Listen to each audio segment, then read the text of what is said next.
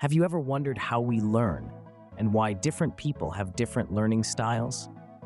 If you've pondered on this, you're not alone. Many scholars have dedicated their lives to understanding this mystery, and their findings have led to the development of learning theories, principles, and models. Let's take a journey into the world of learning theories. These are frameworks that describe how information is absorbed, processed, and retained during learning. They provide us with a lens through which we can understand the complex process of learning. You see, learning isn't a one-size-fits-all phenomenon. It's as diverse as the human race itself. These theories, principles, and models are the keys that unlock the doors to effective education and training. They help us to understand why a particular teaching method works for one individual but not for another. They guide educators in designing their teaching methods to cater to the diverse learning styles and needs of their students. In our exploration today, we'll focus on three main learning theories: behaviorism, cognitivism, and constructivism. Each theory offers a unique perspective on how learning occurs. Behaviorism, for instance, posits that learning is a change in observable behavior caused by external stimuli in the environment. Cognitivism, on the other hand, views learning as a complex internal process of memory, thinking, and reflection.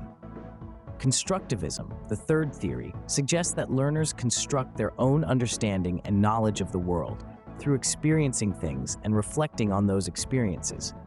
While these theories may seem different, they all aim to explain the same thing: how we learn. They are like different pieces of the same puzzle, each contributing to our overall understanding of learning. In the next few minutes, we'll delve into these theories, compare, contrast, and understand their practical application in learning.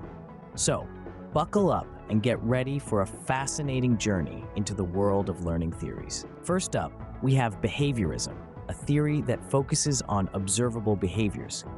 This school of thought argues that learning is a process of conditioning, a tangible and measurable exchange between the learner and their environment.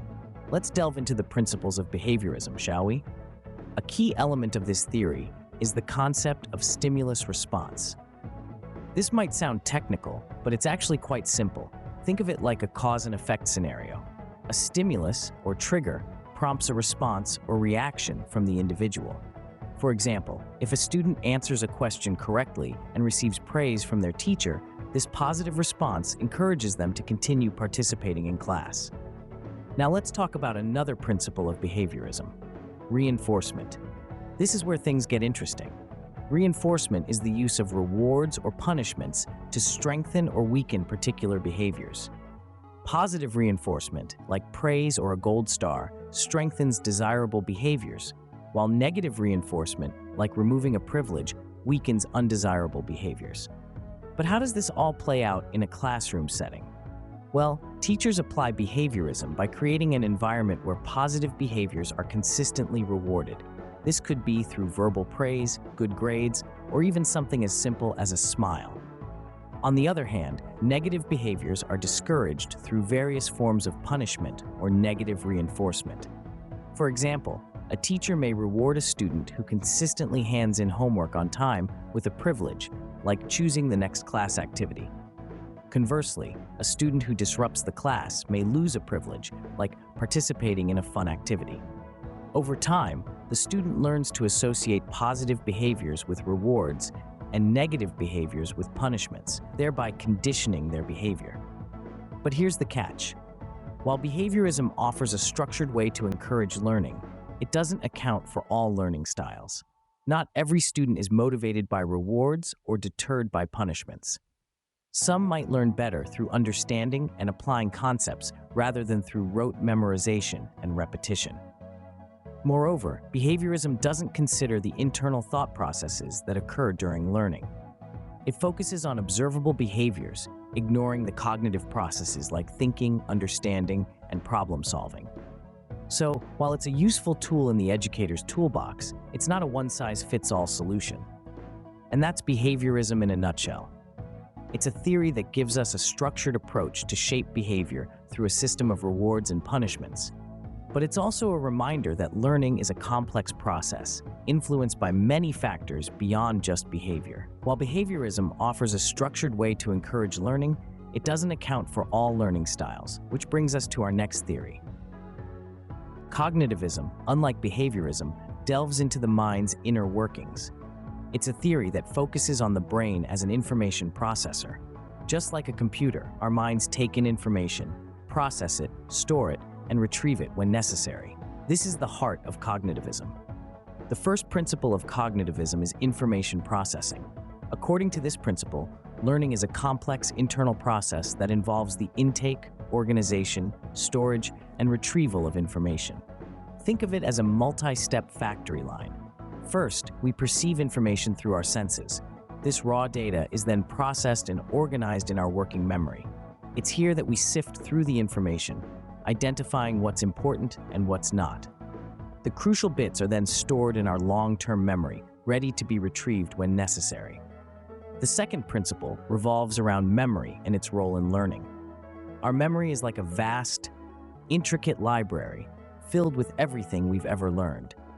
It's not just about storing information, though. It's about being able to retrieve it efficiently. This is where schemas come into play. Schemas are mental structures that help us organize and interpret information. They're like the library's catalog system, helping us find what we need quickly and efficiently. Now, let's talk about how cognitivism is applied in education. Cognitivism promotes critical thinking and problem-solving skills.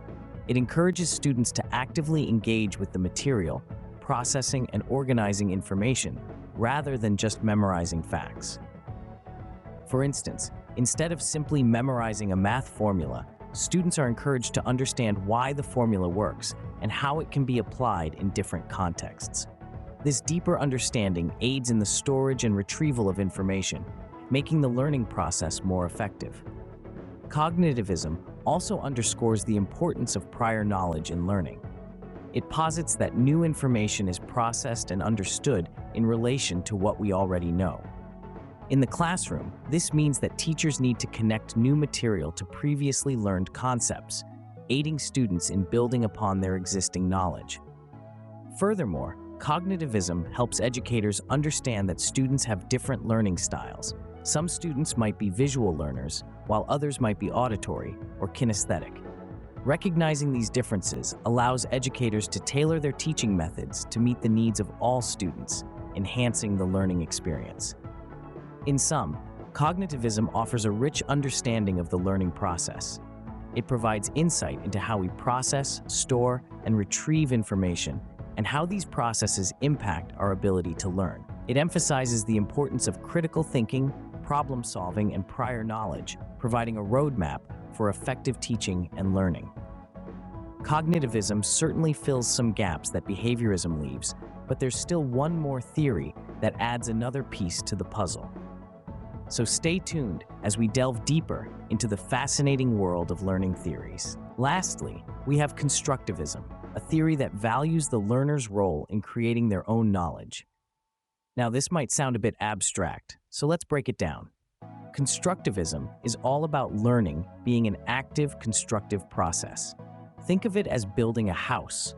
The learner is not a passive recipient of information, but an active participant in the construction of their own understanding.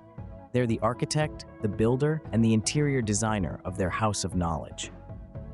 One of the fundamental principles of constructivism is the importance of social interaction. You see, learning doesn't occur in a vacuum. Instead, it happens through interaction with others and the world around us. Just like you'd discuss your house design with others to get their insights and feedback, learners engage in discussions, group activities, and collaborative projects. This process of negotiation and collaboration helps learners to refine their ideas, challenge their assumptions, and deepen their understanding.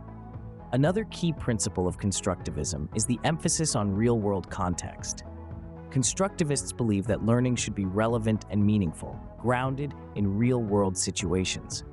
After all, what's the point of building a house if it's not fit for living? Similarly, learners should be able to apply their knowledge and skills in real-life contexts. This is why project-based learning, problem-solving tasks, and real-world simulations are common strategies in a constructivist classroom. Now, how is constructivism applied in classrooms? Well, in a constructivist classroom, the teacher is not just a dispenser of knowledge, but a guide, a facilitator. They create an environment where learners are encouraged to explore, question, and discover. They present problems, not solutions. Questions, not answers. This way, learners are motivated to think critically, solve problems, and make connections between different pieces of information. Moreover, constructivism fosters creativity and independent thinking. In a constructivist classroom, there's no single correct answer. Instead, learners are encouraged to come up with their own interpretations and solutions. They're given the freedom to think outside the box, to experiment, to make mistakes, and to learn from them. And through this process, they become more autonomous, confident, and resourceful learners. In a nutshell, constructivism is a learner-centered approach that promotes active learning, social interaction, and real-world application of knowledge. It empowers learners to take charge of their learning, to be creative and independent thinkers, and to construct their own understanding through interaction and exploration.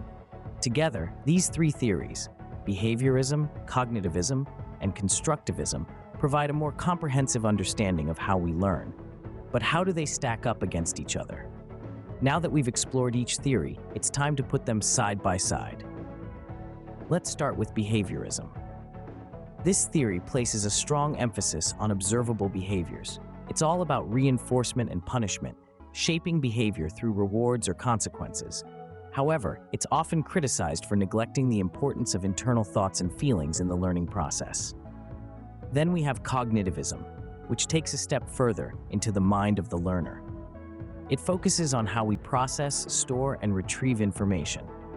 While this theory gives us a deeper understanding of the mental processes involved in learning, it can sometimes overlook the social and cultural factors that influence these processes. On the other hand, constructivism emphasizes the active role of learners in constructing their own understanding.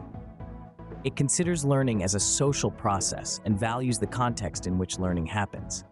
However, it's often pointed out that this theory may not be as effective for learners who need more guidance and structure.